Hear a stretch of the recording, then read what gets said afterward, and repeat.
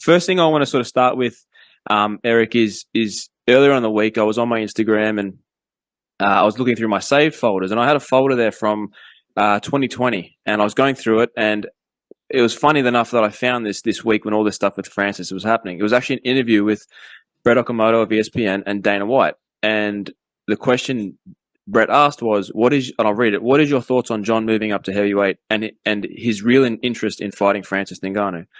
Dana said, is John Jones going to go in and fight Francis Ngannou and try and take a run at the heavyweight title? I don't believe that. And for the amount of money he's asking, it's not going to happen. I'm mentioning this to you, man, because the amount of flack that Francis copped in the last 2 or 3 weeks, and probably over the course of the last 5 months, with saying he fumbled the bag, and people are so quick to switch up on people like Francis. What has it been like for you, being behind the scenes and seeing the decision making process from Francis' side, but seeing how the public was reacting to his decisions? The public side of things was kind of weird to me because, I see Francis firsthand and I understand his actions, his heart, and how he takes care of everybody around him.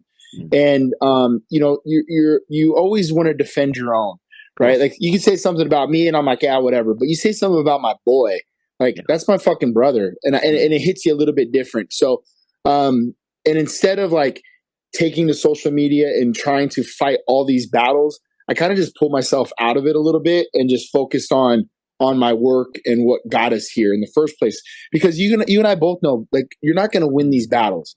You're just going to stay up all night and you're going to argue with idiots. And let's not forget, who runs the narrative. You've seen they speak out of both sides of their mouth, these promoters, and and then look at the timeline. February of 2020.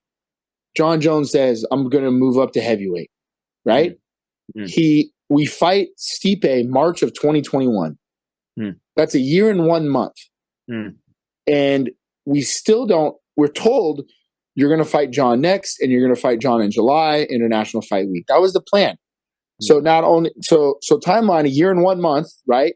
Mm. Still nothing. Then, okay, we fight him in July, no contract, no nothing. Hold on. Now you guys are going to fight Derek Lewis instead. Oh, but wait. Can you fight Derek Lewis here? Oh, because we need a main event now. We need a title fight because it's on pay-per-view. Oh, we need it on pay-per-view because we got to sell this, right? And now, no. Actually, here's what we're going to do. We're going to put Cyril Gahn in there as an intern because our contract for UFC says on pay-per-views we have to have a title fight. Let's just call it what it is. Mm. And they didn't do that. What they try to do? They try to slander the man and say that he's out on vacation, he's out partying, he's out this, he's out that. No, man, the dude was back home. He was back home with his family. He wasn't doing anything wrong. He wasn't out at clubs. He wasn't chasing chicks. But how do they want to run the narrative? So they can paint you like a villain. They can make you look this way or that way.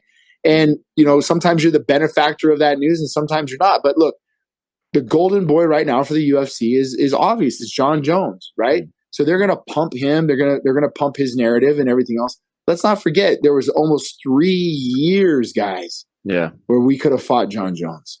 Yeah. And look, I'm not trying to throw anybody in the bus. I don't know who said. I don't know if this is true or not, but I know that Dana and Hunter told me and Francis to our face at dinner that they couldn't get a hold of John Jones for 2 months. They couldn't get a hold of him. Yeah, because Francis asked them point blank, how come this fight never transpired? Oh, we couldn't even get a hold of John. Now, is that true or not? I don't know.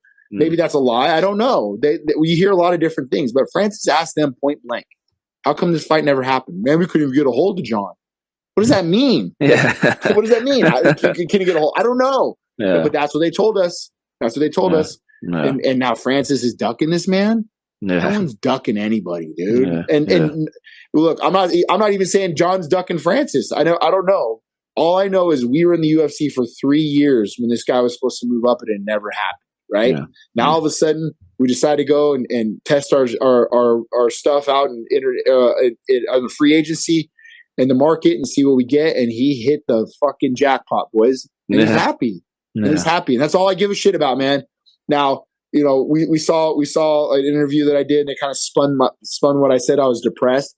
Yeah, I was depressed because we didn't get the opportunity to fight the baddest man on the planet, the GOAT, and John Jones. We wanted to test our mettle, bro, against one of the baddest motherfuckers. And that's John.